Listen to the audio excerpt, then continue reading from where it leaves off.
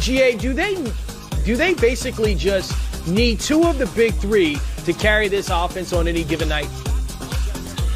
Yeah, I think they can win games that way, but they're going to need those three to also impact the game defensively if they want to have a chance at a chip. And offensively, though, you're talking about as gifted a trio as I've ever seen on one team. And you know, when a guy's getting 29 a game and he's your third option, that's just scary. And Kyrie, not only is he getting that, he's getting it efficiently, over 50 from the field, over 40 from three, and well over 90 from the free throw line. And so, I mean, you put that trio together on any given night, they're definitely, you're not going to sleep well the night before.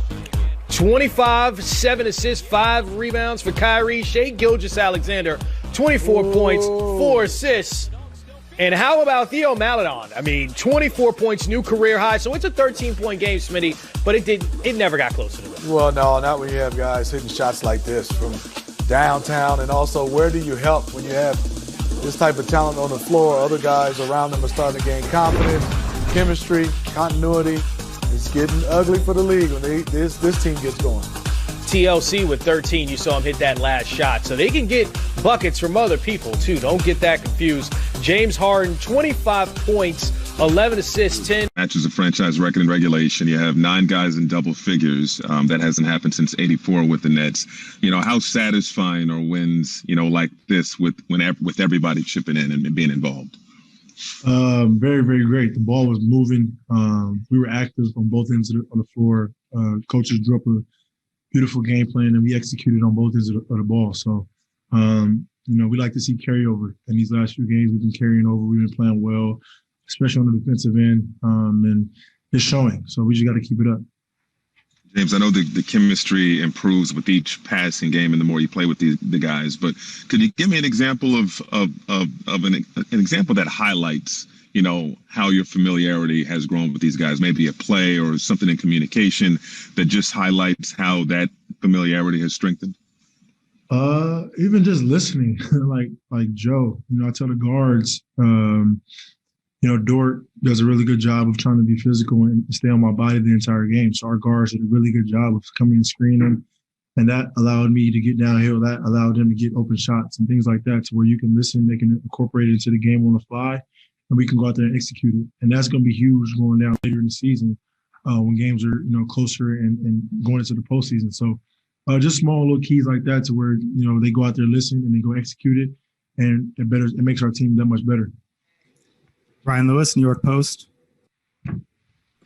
Hey, James. You mentioned executing on both ends, particularly the defensive end. You guys held him without a basket for 8 minutes. I'm curious, Steve was talking about the game plan, and you guys did a good job executing the defensive game plan. Have the coaches changed what they're asking from you guys defensively? Have they tweaked things, or are you guys just simply understanding better what's being asked of you defensively? Both. We're catching the rhythm, obviously, offensively, but defensively as well. We know we're learning our strengths and our weaknesses and things that we can, you know, get better at. You know, and every game is going to be different. You know, tonight Shai was, you know, had it going. You know, we knew that Al had it going, so we wanted to kind of get the basketball out of those guys' hands and make somebody else make a play. And then from the beginning of the game, we did that. So it's a little bit of both. Our effort, you know, getting to know each other, you know, obviously on the court, and then coaches just doing an unbelievable job of switching up throughout the course of the game and showing the opposing team different looks. Christian Winfield, New York Daily News. Hey, James, I asked you not too long ago what it's like, you know, learning to play with Kyrie, and you said it's going to be a process. 50 points, 18 assists between you guys today without KD. Can you just talk about what that process has been like and just what your level of comfortability is next to him now? I never said how long the process is going to take.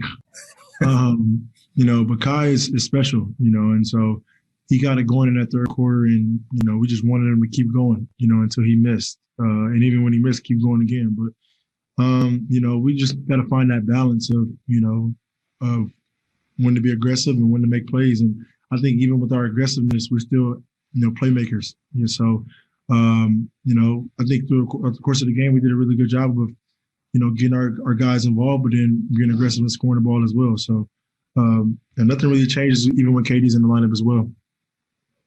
Tom Dowd, BrooklynNets.com. Hey, James, you played with Jeff Green a while ago in Oklahoma City and then last year in Houston. What's his impact and influence on this group, and specifically even his voice, kind of off the court in the locker room and things like that? One of the perfect glue guy. Both ends of the floor, offensively able to shoot the ball, able to space the floor and get bigs, out there on the perimeter, which they're very uncomfortable, rebounding, athletic, and then just off the court, he just blends in very, very well. He's a funny guy and someone that you would like to be around. So he's just one of those guys that can fit in anywhere he goes. And for these last 2 years, obviously early in my career, but even for these last 2 years, I'm grateful to have him, on the same team as me. Matt Brooks, Nets Daily. Hey James, you guys had 70 points in the paint. Are you feeling like there's like you're building a little bit more comfortability with the bigs on your team, just with when they slip, when they roll? Yeah, and even our guards, like Bruce did an unbelievable job of setting screens, of being a cutter, of doing playing to his strengths, and then we have shooters out there to knock down shots whenever you overhelp. So for opposing teams, you got to pick your poison, and tonight we dominated the paint and we dominated the three ball, making 19 threes. So it's gonna be tough for teams to figure it out, but whatever they do, we're prepared for it. Hey, Kyrie, I know all wins are important and great, but when you guys have 9 guys scoring double figures, something that's only happened one other time in franchise history, that was in '84. How satisfying are wins like that when everybody's involved? It's very satisfying anytime you get a win, but anytime, the whole team can play well, we could do some great things as a collective group, it definitely stands out of the rest. So definitely proud of our guys tonight for competing on both ends of the floor and, just not letting the foot off the gas pedal. In what ways are you seeing the familiarity and the chemistry continue to grow with this now 8 games with James in the mix? Just taking it day by day. I'm always going to say that I won't take any day for granted. This doesn't happen often in history where, you have this group together at this point. Some of the guys were starters last year in their respective teams, and, other guys are MVP candidates. And to have all of that collective talent, and not get the most out of it, we'd be doing ourselves a disservice. So we just want to continue to just push each other and hold each other accountable. Christian Winfield, New York Daily News. Kyrie, some of your finishes around the rim just really don't make any sense. Do you credit any one person for helping you develop that part of your game? And was that something that you worked on maybe on playgrounds, or was that something that you worked on, in maybe in school and practice in school? Like, how did you start building that ability to finish around the rim? Just a consistent work ethic. And, way before I got to the NBA, I was always doing these moves. I just was kind of the guy in the neighborhood, that had a kind of unorthodox way of finishing at the rim, and now being able to do it on the biggest stage, in the NBA. I just try to stay consistent with keeping my eyes on the rim and making sure that I'm diverse, or, I'm able to keep the defense guessing at the rim, left hand, right hand finishes, and just continuing to inspire the youth, really the guys that are coming after me, that watch me or study my game, that, you have 2 hands and you should be able to use both equally well. So I think that gives me an advantage, in terms of anybody else you compare me to. But, my finishing at the rim is only a small part of my game that I credit to my work ethic. Tom Dowd, BrooklynNets.com. Hey, Kyrie, the other day Bruce Brown was saying offensively he just tries to kind of find some cracks in the defense and fill the space. Have you noticed him as being a guy who moves really well without the ball and kind of pops in those spaces where you expect there to be holes in the defense? Yeah, in my what I was saying a little minute ago was, some of these guys on our team that we have were starters. So they know how to play the game very well.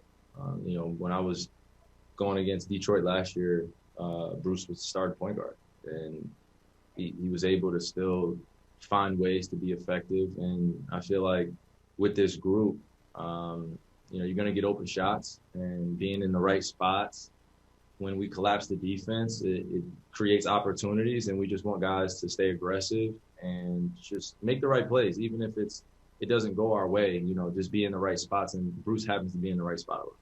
So, you know, he's one of those guys that could just sniff out the ball and put himself in position, having a huge impact on our team. So I'm proud of him. Ryan Lewis, New York Post.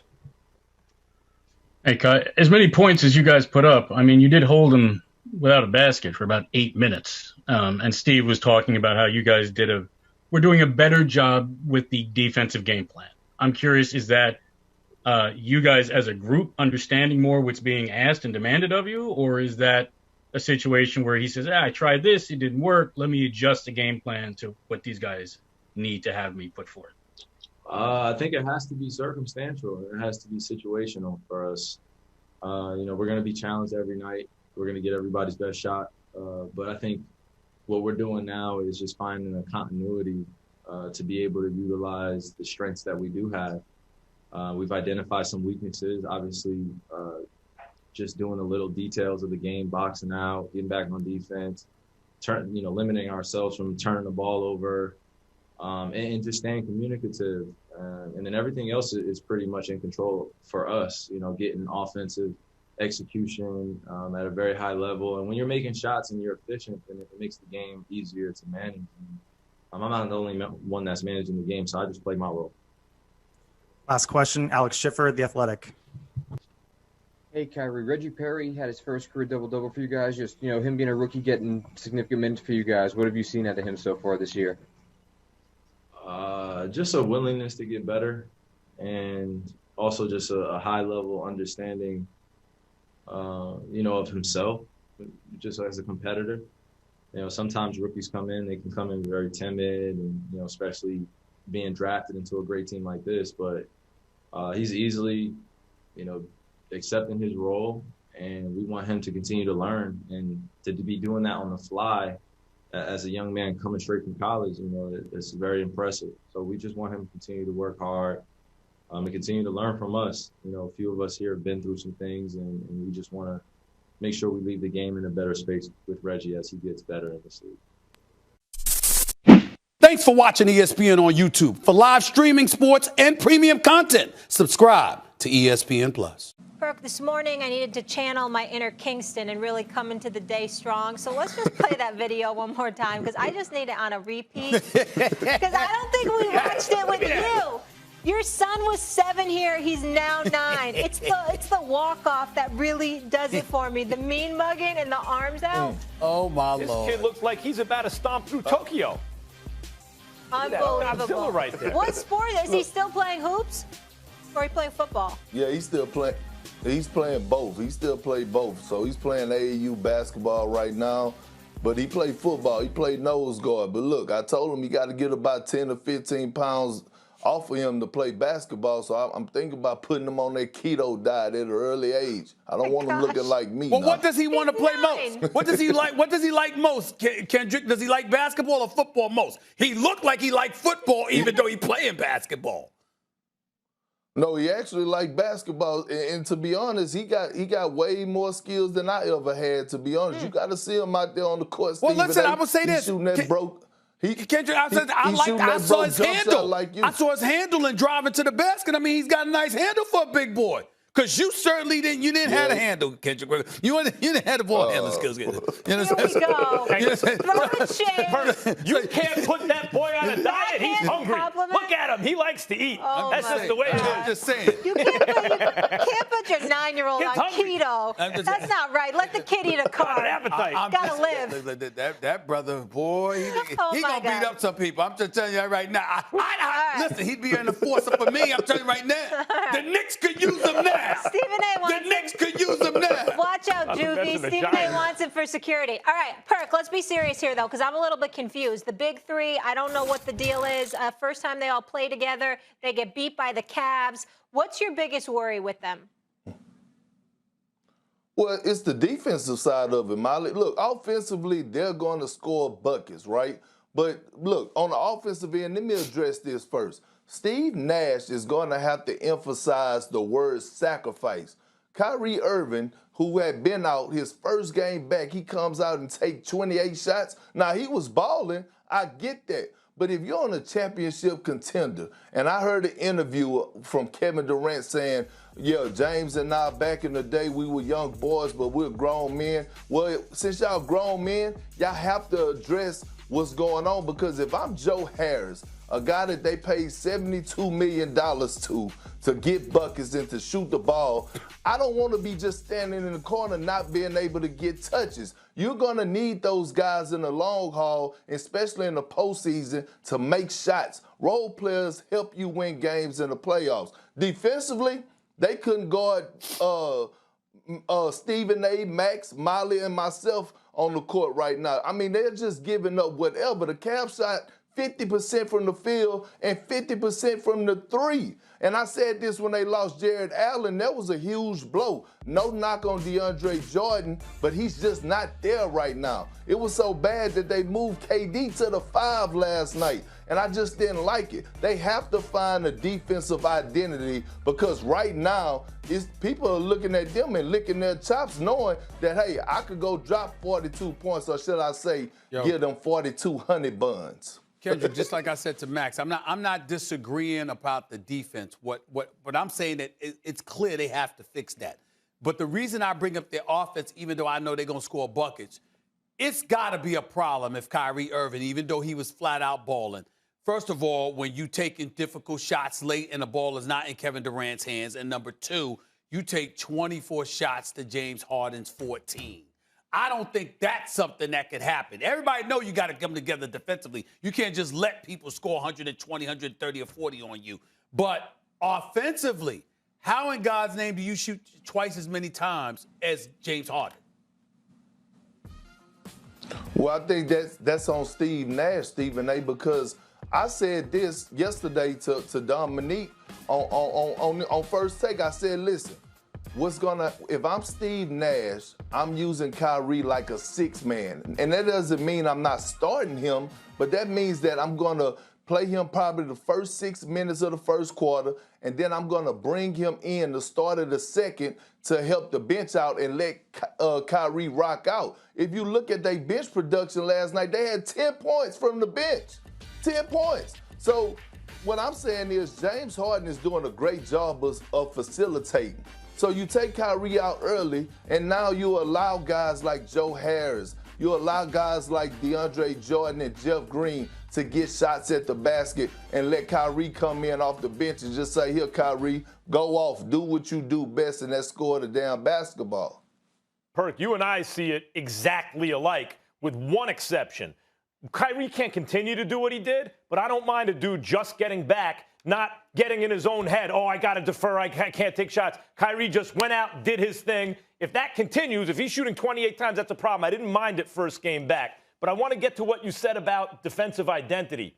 They need to get defensive rebounds. Like, they need to be able to get some defensive rebounds. And without Jared Allen on the team, where's that going to come from? Do you think it's defensive identity, like they can solve it with who they have on their roster? Or do you think they need to add a piece to do that kind of dirty work? No, I actually think they need to add a few pieces. And like I said, there's no knock on DeAndre Jordan, because I still believe that he's a backup center in the league.